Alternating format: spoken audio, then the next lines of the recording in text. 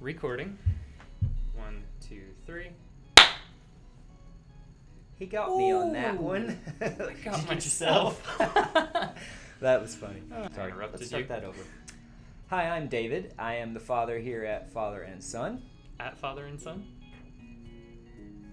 Okay, let's do this one more time. Take 21. Hi, this is David. I am the father here at As Father and Son. I'm Timothy. I'm the son. What are we doing today? Vanity Fair. We got Rise of Skywalker pictures. Let's just start with this That was exciting. image of, I guess it's the shot from the trailer with Rey staring, into the camera and JJ giving her the face that we all make when we look at Daisy Ridley. Yes. So just seeing, I love the desert. Like Star Wars in the desert is just I think in the article they make the comment, Daisy Ridley makes the comment that going back to the desert felt like a homecoming, or felt like familiar, felt like ending where they began, which is really cool. And I love the desert aesthetic. They're saying that it's a new planet, the planet Pisana, and the Aki, I think, are how they're saying the creatures that we see here in a little bit. So let's go to these covers. I've seen a lot of really good artists putting the Kylo and Rey covers together, like even taking the text out. The mountain pass and stone structures almost seem to line up really well. What are your thoughts on the covers? Looking at them and talking about them back and forth on Twitter with a few folks, people were saying, what do they think they see? And then one of the persons at Vanity Fair actually did say that there was a secret kind of hinting of something, I think is what they were saying. I can't remember the wording they used.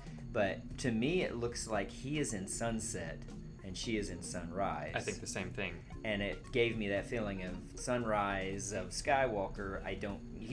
His looks more like the hour of sunset. Which, to me, what that says, the fact that they called the movie The Rise of Skywalker, to me, is just, I'm so intrigued to find out what it means, and I have my own thoughts, but I'm not even going to harp on that, because we'll know what it means when we get to it. That I'm fine, but fine waiting. Just the image itself, him being in the sunset, to me, says the sun is setting on the time of everything he stands for, people looking for, galactic domination. Very much, the sun's rising on what Rey and her legacy is going to stand for, and I think that's really cool. I like that a lot. So, super excited to see that. Moving down, we get to the first confirmed image of the Knights of Ren. So many people excited. are so pumped about this. Oh my gosh. And with good reason. Look at that. I mean, just look at it. And so what I love, too, is so many people have been saying they don't even think the Knights of Ren would be in it. And to me, I don't get to write this. I'm not in charge, and I'm fine with that. But to me, that would be a waste of potential when there's so much that just one line, we know how one line can affect us as the fandom. And just that one line, Master the Knights of Ren, we all got really excited. What are the Knights of Ren? And they haven't told us. And I feel like this is JJ going all right, I set that up, now I get to follow through. And they all just look like something out of a Mad Max hellscape crossed with right. I don't know, Blade Runner, Samurai. I love all of it. And they're in the desert. I wouldn't have expected to see them in the desert. Is that even Kylo? Because if the Knights of Ren are on the desert planet, if they're there, what if it's one of the separate Knights of Ren? Because they deliberately did not show us the face of who's flying the TIE fighter. This is true. It's possible. I mean, I think it's probably Kylo, but it could not be. It could be one by one throughout the movie as they're going on whatever adventure they're going on. They're facing down. They're having to take down the Knights of Ren piece by piece. So that's super because cool. Whatever journey they are on, the Knights of Ren are trying to stop them, most likely. Right. Through the movie. Next, we get to see Zuri Bliss, who looks like a Star Wars character. Exactly. I mean, that helmet. That's the coolest helmet design since Boba Fett. I mean, she could have a single line of dialogue in the movie, and 30 years from now, she would be people's favorite character. Yeah. I mean, and then her blaster pistols, the hilt, the handles on those just look gold amazing. Color is just... Oh my gosh, I'm excited. And the purple and gold, in our world, I guess, and in the Star Wars world maybe, but purple and gold represent royalty, so that just kind of makes me go, okay, she's important. I love the doorway she's standing in front of. That's such a... They didn't just make a door. That design matches what she's wearing. It looks like she's part of... She may not even be from this planet, but like just the design element flows together. I believe in the trailer, this is probably the planet that ship that we are all assuming is her ship is flying in, the one from The Force Awakens that flew away from young Rey. So we think this is her flying into this planet with this little snowy, dusty steps. Moving next. This is actually one of my favorites, simply because Richard E. Grant is in Star Wars, and it's the look on his face is like, don't F with me. Yeah. Calling him Allegiant General Pride, I love that. I love names that are, so like we've got Bliss, we've got Pride, like I love names that have double meanings to them. I like that That's a lot. really cool, but man, they're on Kylo Ren's destroyer. That office looks so pristine. Like I love, that looks like a grown-up table from the table discussion in the original Star Wars. A New Hope, and shall we clarify, they are on Supreme Leaders. Pardon me, Supreme Leaders. They're on his destroyer. Ben Ren. They're on the Supreme Leaders destroyer. And Donald Gleason, like he just. Yeah. Do we think he's turning on Kylo? I would assume so. That actually leads to an interesting point that's been brought up from Vanity Fair. The whole thing, they said and then redacted their statement that they confirm it's the Knights of Ren. Kylo is fighting on the planet with the trees in the trailer, and then they said, "Oh, we misspoke on that." So, did they misspeak, or did someone go, "You can't say that"? Yeah. Either way, but if that's the case, if there's like a rebellion, if there's an uprising against Kylo's leadership, I don't care. I wanted more of the ferocity we got from Hux in his "let's murder billions of people" speech. I wanted more of that from him in The Last Jedi. And I enjoyed all the cracks that were made at him and kind of making a fool out of him. I really enjoyed that, but I hope we get a little more of that ferocity from him, because he's a scary dude. Like he gave that speech as they're about to blow up multiple planets, and he's like watery-eyed, like, yes, this is my purpose in life. Like, I want more of that from him, and I'm afraid of Pride. Like, I'm afraid of him. Yeah, I'm just afraid of his look. The I look on his wouldn't face want to right be in a there. room with him. It almost feels like we've been called into the office and they're both looking at us like you're being we need executed to talk. today. Now, hold on. Before we move on, a theory that just came to mind when you were talking about the Knights of Ren and the scene where, Vanity Fair had to redact their statement or whatever, something just came to me. What if the Knights of Ren, because we were talking about them possibly trying to stop whatever mission Rey and Poe and Finn are on, what if, this is just me talking here, but what if the master of the Knights of Ren, Kylo, went against them because their mission in their goal is to protect and preserve artifacts, and he stole the Darth Vader helmet, and they might be pissed at him because of that. Possible. And so when he does meet up with them, they're not happy with him anymore. And that's why we've never seen him with them, is because he went against maybe their, I'm just guessing, but what if they have almost like a religion that they are out to protect certain things, and Rey's looking for this certain thing, Kylo has the helmet and might be looking for something else, and the Knights of Ren are just, we're gonna stop you. Yeah. Kind of like the dudes with the Indiana Jones and the Last Crusade. You went where I was going. So the dudes with the Fez? Yeah, the Fez, because Fezes are cool. But yeah, those dudes are wearing Fezes in the Last Crusade, and they are trying to stop Indiana Jones from finding the Cup of Christ. The dude pulls open and has the tattoo. I kind of like that idea. That's kind of cool. So maybe the Knights of Ren are somewhat in that vein. That's an interesting premise. Okay, we got to keep moving. So next we've got, just breaking into the article, there's this line, this trilogy is about this young generation, this new generation having to deal with all the debt that has come before. And that was JJ, right? Love that. Yeah. So much. To all the people that feel like they didn't get their fill of the old trilogy characters, this isn't their story anymore.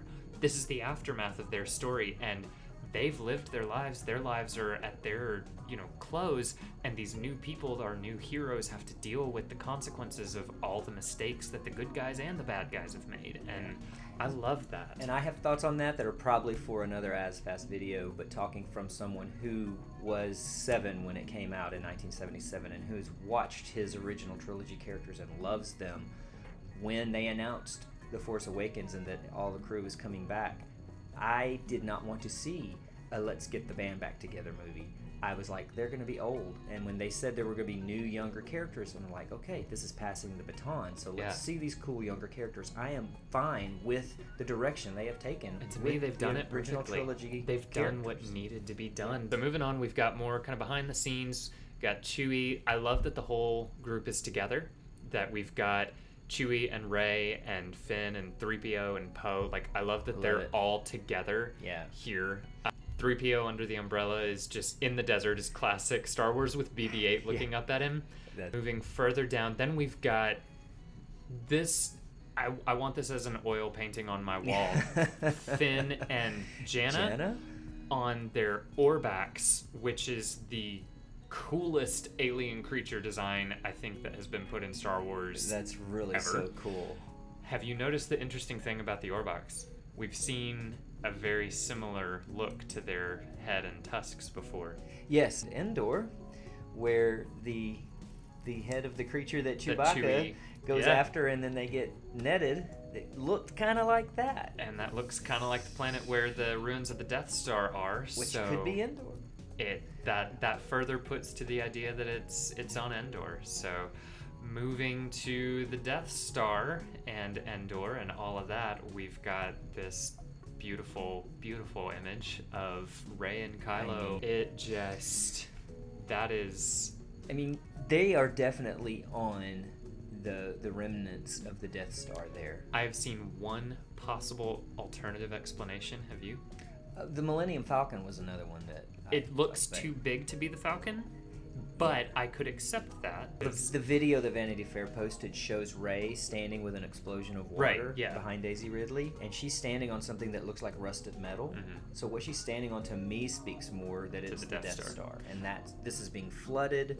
Which again, original Force Awakens concept art had an entire mission where the Falcon was going to go underwater and find the ruins of the Death Star. So I love that they're coming back to that with the story in general, but the thing that I think we all have to remember, and this has been brought up a couple times, by different people, Vanity Fair is a photo shoot. Like, it's not frames from the film. Like, they get behind the scenes for some of the shots, but these super developed and pristine pictures are most... I mean, one of the most iconic images from the Vanity Fair article in '98, I think it was ObiWan versus Darth Maul on Tatooine, which didn't happen. Yeah. But I don't care. It's beautiful. I don't care. It is beautiful, and I want to see it. I hope we see something very close to that. I just love that image so much. I love moving next.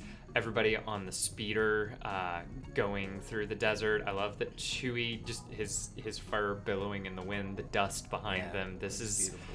It looks like Star Wars. Every single thing we've seen from this movie is giving me Last Crusade vibes. Yeah.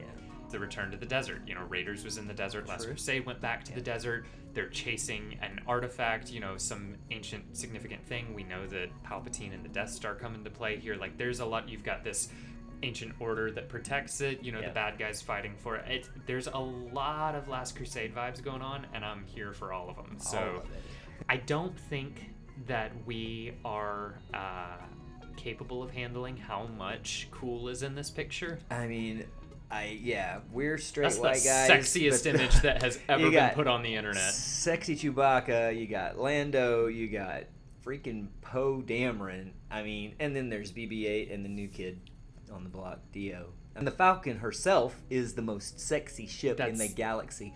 That bears repeating. The Falcon is the most sexy ship in the galaxy. I don't even know that Poe's going to be sitting in... Because first off, Lando's in the driver's seat. Right. Poe is sitting co-pilot. I don't even think Poe's co-piloting. I don't think that'll happen in the movie. I think they were just like, hey, you want to go do something sexy real quick? And Oscar Isaac and Billy Dee were like, yeah, but Chewie's coming. We get to see the Aki-Aki on Pisana.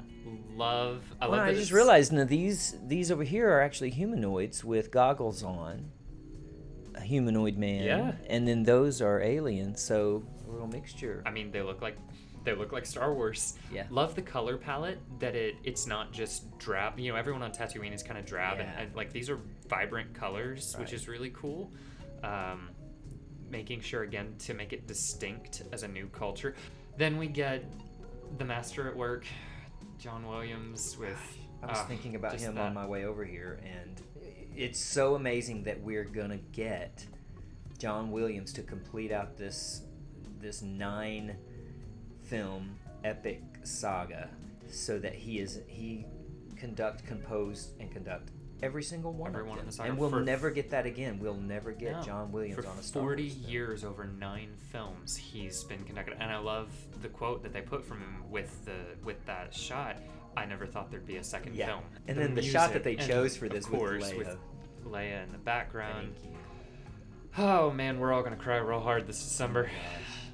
And my favorite shot, and I love that they saved it for last, and I saved it for last on purpose. I wanted to go through their order because this shot, Luke, I'm speechless in it. And obviously, the first text I sent you when we saw these was something about it, the Jedi Temple or whatever, and then my first thought was, if this is a frame from the movie and not just a shot that they posed for Vanity Fair, Yeah. if this is relative to something that happens in the movie where Luke is in a location like this, it's Ben doing something horrible, and when he looks up, he gets that face staring at him.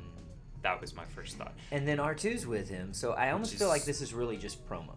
Yeah, it does feel like promo. I mean, because I don't think that they would make it where R2 can see a Force ghost. However, 3PO could see Luke's projection of himself, so who knows, I don't care. They can do whatever they want with it, and I'm in love That's with just it. so beautiful, the color scheme. The color palette, the red into blue, which is so Empire Strikes Back. The And everything they're doing, if you think about it, with the picture that we've seen previously, the drawing of Rey and Kylo. The cover art, I was about to say that. Yeah, it's got the same. I'm Yeah. too close to the mic. It's got the same color palette there, Yeah. and that blue and red just contrast. These striking colors are just, oh my gosh, I'm so excited. So that takes us to the end of the Vanity Fair article. So excited to see where they're going. I love that JJ said after watching what Rian Johnson did with The Last Jedi, it allowed him to feel able to say, F it, I'm gonna do what feels right. Yeah, I like That's that a what lot. we need. Force Awakens needed to be something familiar. It needed to be something like, yeah, that feels like old Star Wars. Last Jedi needed... I love that it felt like Rian Johnson took the Battlestar Galactica approach to Star Wars with The Last Jedi. Mm-hmm. I think it was Ronald Moore said that his approach to a season was every episode of the season was lining up players on a chessboard, and then he would flip the chessboard. And I love that. Yeah. And that was what Last Jedi felt like. It's JJ coming in and going, all right, the chessboard got flipped. Now we got to get everybody onto a whole new board. And I'm just real excited about where Star Wars is going, man. Yeah, we are. You guys stick around and keep watching, and if you like what you see, please give us a like on this video and subscribe. And also, if you want, tell us what you want us to talk about in the comments below, because we would love to hear from you. If you care what we think or what our thoughts would be on different aspects of Star Wars or even like other, fandoms out there, like we're all about all that stuff. Yeah. So We'd we're love to open hear to from you. suggestions. Yeah. I'm good. I'm good. Thank you, Vanity Fair. That was great. Thank you, Star Wars. And Force be with you. I can't do the dorky wave every time. No,